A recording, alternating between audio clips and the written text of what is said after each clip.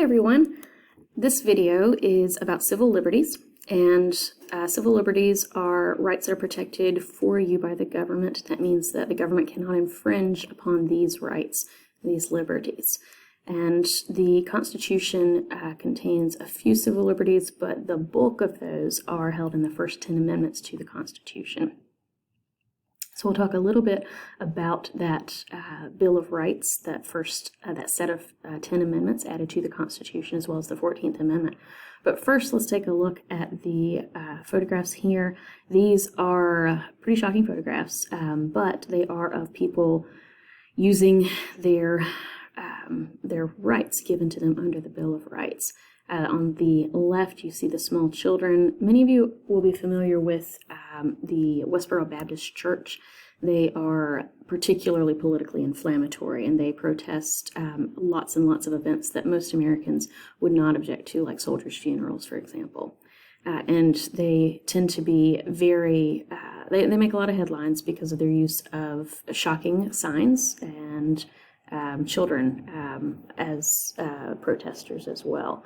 But under the Bill of Rights, you've got the right to protest, such as you're seeing in these pictures, as long as you stay within certain requirements. The picture on the right, for example, this is a picture from 20 years ago, and I included it because the little child in the picture, the little child dressed in the Ku Klux Klan outfit, is about the same age as most of you are now.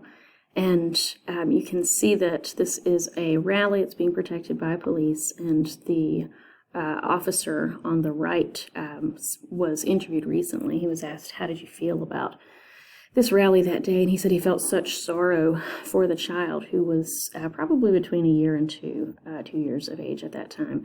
And the child was just thinking it was Halloween. You know, it was fun to dress up in a costume, but the kind of environment that the child was being raised in really hurt.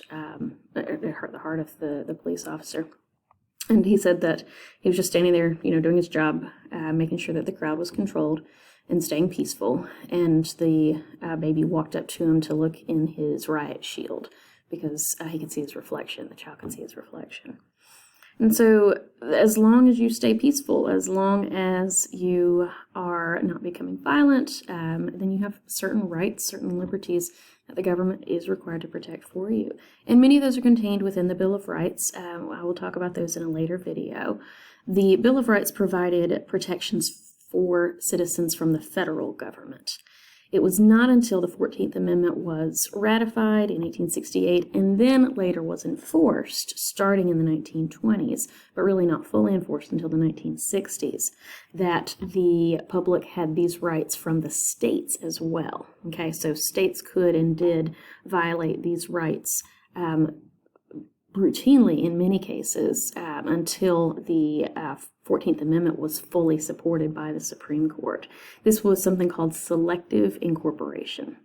And so we don't leave on a bad note. I do want to show you that just because, you know, protesters can sometimes do things that are hurtful or inflammatory or shocking, you can always have counter-protesters, which is really terrific. The counter-protester movement is alive and well. College students in particular are really terrific about counter-protesting, especially when the Westboro Baptist Church comes to campus. They show up with signs that look like the Westboro Baptist Church, but it says things like, God hates tests, you know.